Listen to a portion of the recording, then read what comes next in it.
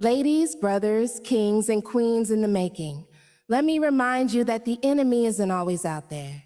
Sometimes the enemy is that voice in your head telling you you're not ready, you're not enough, you're too broken, too late, too lost. But I came to declare to you today, you were born to conquer. And not because life handed you an easy path, but because you learned how to walk through fire and not smell like smoke. You learned how to cry in private and still show up in public. That is confidence, not arrogance, not performance, but sacred assurance that what's in you is more powerful than what's against you. Listen to me. Confidence isn't loud. It's not flashy. It's not about walking in the room needing attention. It's about walking into the room knowing that you carry intention. You didn't go through what you went through for nothing. Those battles birthed something in you. That depression taught you discernment. That rejection taught you to rise. That heartbreak taught you how to heal and still hope again. You want confidence? Heal. You want to conquer? Be willing to confront. Confront the fear. Confront the lie. Confront the version of yourself that's still stuck in survival mode. Some of you are praying for new levels but still operating from old wounds.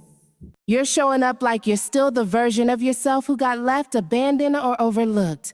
But today, I need you to step into the version of yourself who knows she's anointed for this. Who knows he's been called for such a time as this. Confidence isn't found, it's formed.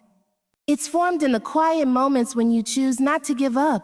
It's formed in the yes you give to God when no one claps for you. It's formed in the forgiveness you extend, even when they don't deserve it. Because you're releasing you, not them. To conquer, you must first believe. Not just in the outcome, not just in the vision, but in the God who gave you the ability to carry it, even when you were shaking. So today, don't wait for confidence to find you. Create it, cultivate it, conquer with it, because there is territory with your name on it. And it's not going to be handed to you. It's going to be claimed by you. Let the conqueror in you rise. Would you like this turned into a script, video outline, or a visual post? Confidence is not a gift, it's a discipline. See, the world wants you to believe that confidence is something you're either born with or you're not. That it's a personality trait reserved for the loud, the bold, the extroverted. But that's not truth. Confidence is not about volume, it's about consistency. It's the decision you make every single day to show up even when you feel unqualified, unseen, or unsure. It's not something that lands on you overnight. It's not always pretty. It's not always easy, but it's always possible. We wait for a feeling before we move, when in reality, movement births the feeling.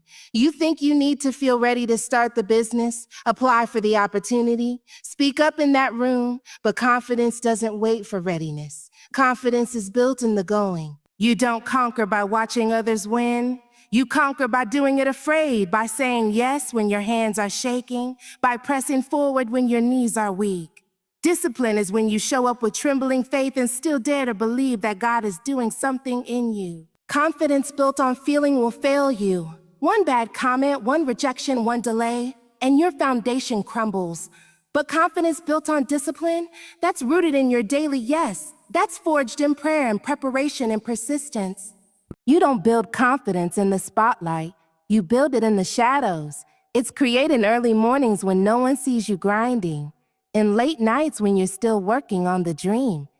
In quiet moments where you choose not to quit because you believe there's more. Some of us are praying for confidence, but we're not prepared to be consistent. We want the platform, but we're skipping the process. But God honors discipline. Heaven responds to action. Confidence doesn't come to those who wish, it comes to those who work. Even when it's hard, especially when it's hard. Think about David in the Bible. He didn't walk up to Goliath out of nowhere. He had already built the discipline of protecting sheep. He had already slain the lion and the bear. That battle-tested consistency gave him the confidence to face what others fear. Confidence isn't built on hype, it's built on history. The history of what God has already done in your life. The track record of how He carried you through. So every time you doubt yourself, go back to what He already did. That time you made it through the storm. That season you thought would break you, but it built you. That's where your confidence comes from. The truth is, you won't always feel bold. You won't always feel brave. But discipline says, I'm showing up anyway. Discipline says, I may not feel it today, but I'm walking in it anyway. It's not faith. It's faith. It's faith in motion. Faith with strategy. Faith that says, I know who I am, even when I don't feel like it. And that's what sets conquerors apart. Not their emotions, but their endurance. So stop waiting for confidence to find you. Wake up tomorrow and decide to discipline yourself into it. Practice speaking over yourself. Practice walking like you're already qualified. Practice taking up space, applying for things that scare you, stepping into rooms you feel too small for. Because with God, you are never too small. You are simply in the process of being prepared. And the more you move, the more you'll realize confidence isn't magic. It's a choice, a decision, a discipline. And every time you choose to believe in what He's placed inside you, you're not just building confidence. You're building capacity to conquer. Your brokenness can birth bravery. It sounds backwards, doesn't it? That the parts of you that hurt the most, that seemed like they would destroy you, are actually the soil where courage is born. But that's how God works. He takes the very things the world says disqualify you and turns them into divine evidence of your resilience. You see, bravery is not the absence of brokenness. It's the ability to rise in spite of it. And when you've been shattered, when you've had your heart ripped open by disappointment, betrayal, trauma, or loss, you learn how to rebuild, not from perfection, but from purpose. There's something powerful about people who've been broken and still believe, who've cried themselves to sleep but still show up, who faced the storm and are still standing. That kind of bravery cannot be taught, it must be lived. And brokenness is often the classroom. It teaches you what books and lectures can't. It introduces you to a deeper version of yourself, one who no longer hides behind the mask, one who isn't afraid to admit, yes, I've been hurt, but I'm still here, and I'm not done. You don't conquer by pretending you've never been through anything. You conquer by owning your scars and turning them into stories, by looking at the mirror and saying, that version of me may have been broken, but it taught me how to fight. It taught me how to trust. It taught me how to walk by faith and not by sight. Bravery that comes from brokenness isn't shallow. It's not performative. It's rooted. It knows where it came from. It understands pain, so it recognizes peace. It understands failure, so it embraces growth. We live in a world that tells us to hide our cracks, to present only the polished version of ourselves. But the cracks are where the light gets in. The cracks are where we encounter God's grace the most. It's in those moments when we have nothing left. When we're kneeling on the floor, when the silence is deafening, when the tears won't stop, that something holy happens. In that broken space, God begins to rebuild us, not as who we were, but as who we were always meant to be. Your bravery doesn't have to look like bold declarations and big stages. Sometimes bravery is just getting out of bed. Sometimes it's making that phone call, forgiving that person, starting again.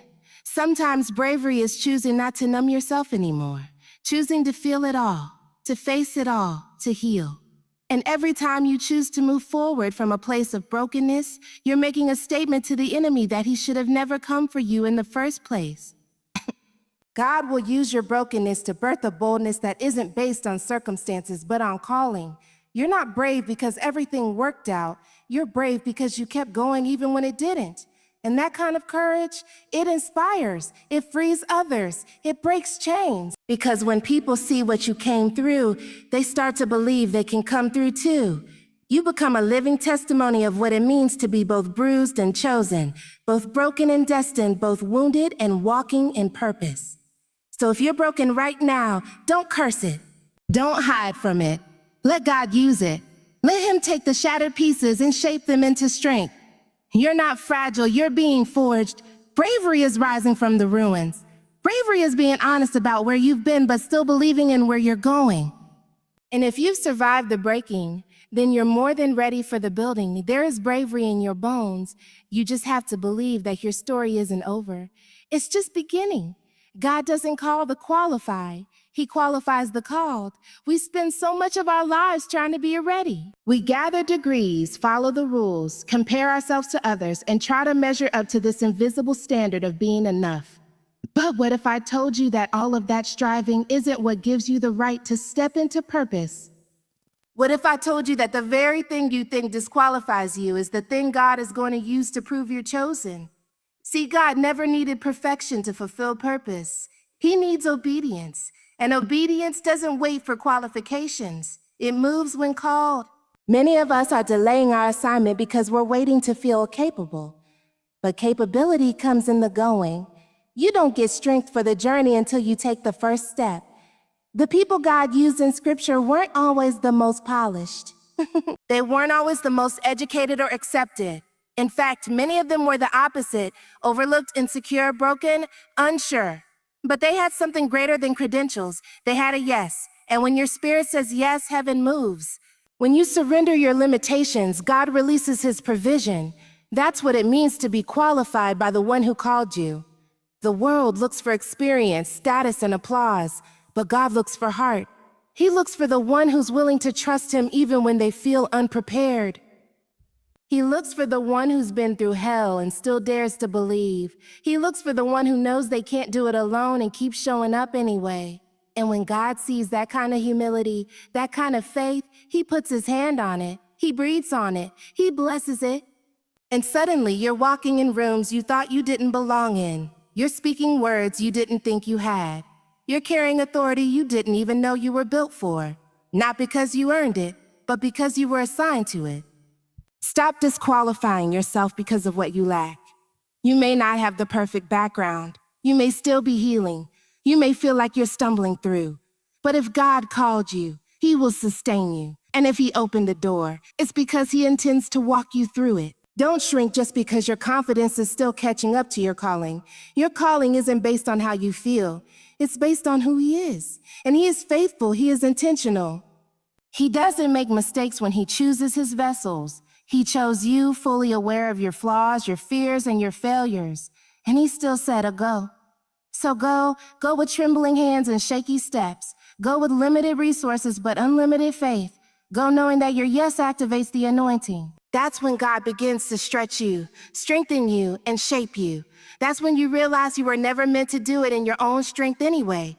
You were meant to lean on grace. You were meant to walk by faith. And as you move, you will become what you thought you had to be before you started. You will grow into the mantle. You will mature into the mission. Let go of the belief that you have to be perfect before you step into purpose. You're already enough because He said you are. You're already chosen because He called you.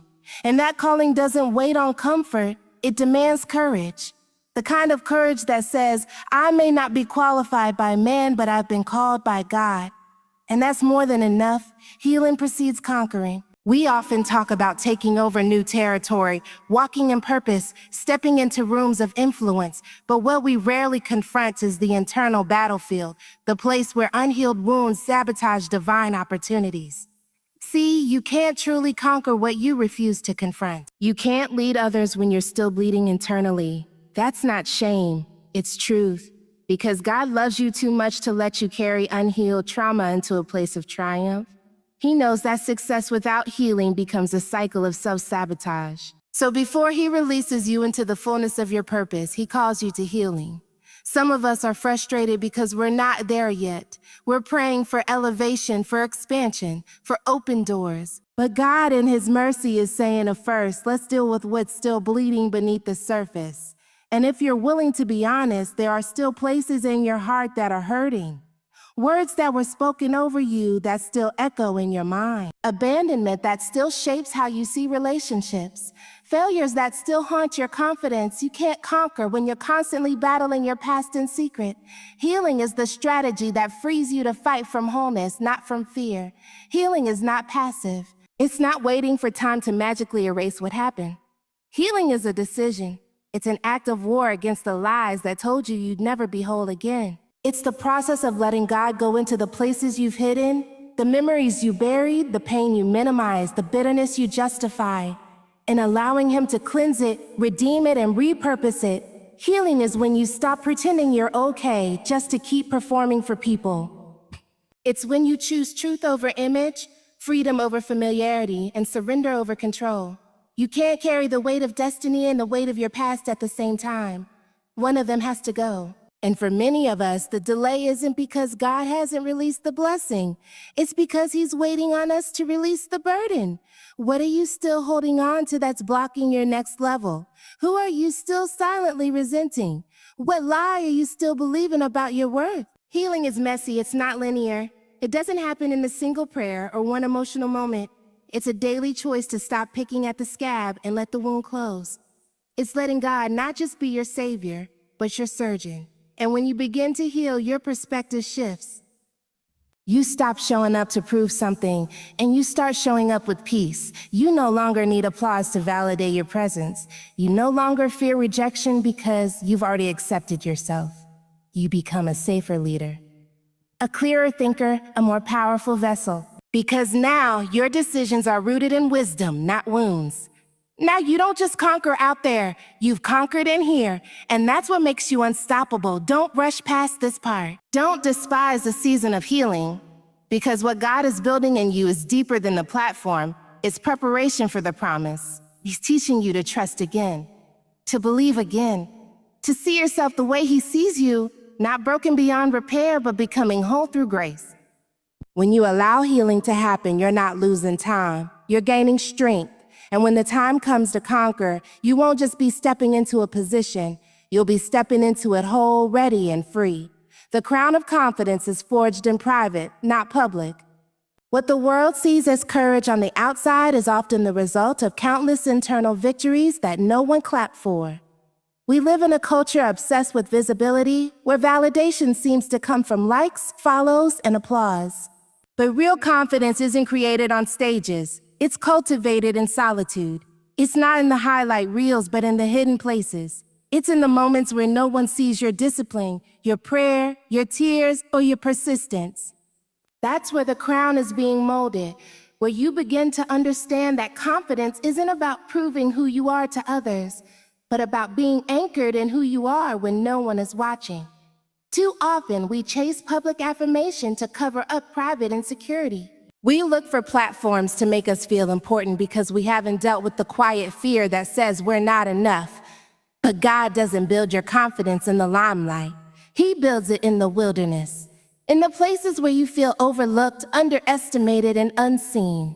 And it's there in the silence and the stillness that He speaks identity over you. He starts reminding you of your worth, not because of what you do, but simply because of who you are. And when your identity is rooted in Him, your confidence becomes unshakable. It's no longer built on attention, it's built on truth. Some of the greatest warriors of faith didn't rise overnight. They were shaped in seasons of isolation. Moses spent years in the desert before leading a nation. Esther sat in preparation before stepping into the palace. Even Jesus spent time alone in the wilderness before beginning His ministry. Why? Because private development precedes public demonstration. The fire of confidence is refined in the places where you have to encourage yourself, where you have to believe when it looks like nothing is happening, where you have to keep pushing even when your progress isn't applauded. Confidence built in private doesn't crumble under pressure, because it wasn't born from performance. It was born from intimacy. It came from the secret place, from knowing your voice matters even when no one is listening, from understanding your worth even when no doors are opening. That kind of confidence will carry you when opportunities delay, when critics speak, when support fades, because it's not situational. It's not about ego, it's about essence. The danger of skipping the private process is that you'll end up chasing crowns you're not ready to carry. You'll confuse visibility with value and start thinking that more eyes on you means more strength in you. But God isn't impressed with our platforms. He's concerned with our posture. He wants to know if we can be faithful with no audience, if we can be obedient without applause, if we can stand tall in purpose even when no one is cheering. So honor the private seasons. Don't resent them. Don't try to rush out of them. Because what God does in private is always preparation for what He wants to do in public. Every prayer, every journal entry, every quiet moment of obedience, it's all part of the crown He's crafting for you. And when the time comes to wear it, it won't be for show. It'll be a reflection of what you survived, what you learned, and who you became when no one was watching. That's the kind of confidence that conquers, not the loudest, not the flashiest, but the most rooted. The kind that knows I may have been hidden, but I was being prepared. Conquering doesn't mean you won't feel fear. It means you won't be ruled by it. There's a false narrative that says in order to be confident, you have to be fearless. But the truth is, some of the most powerful people to ever walk this earth moved forward with trembling hands and a racing heart. They didn't wait for fear to leave. They made fear move with them. Confidence isn't the absence of fear. It's the presence of courage in spite of it. And courage isn't loud or showy. Sometimes it's quiet. Sometimes it whispers, try again after you fail. Sometimes it says, speak, even when your voice shakes. Sometimes it says, go, even when your feet feel stuck. Fear is a natural emotion. It's a signal that something matters. But when fear is unchecked, it becomes a prison.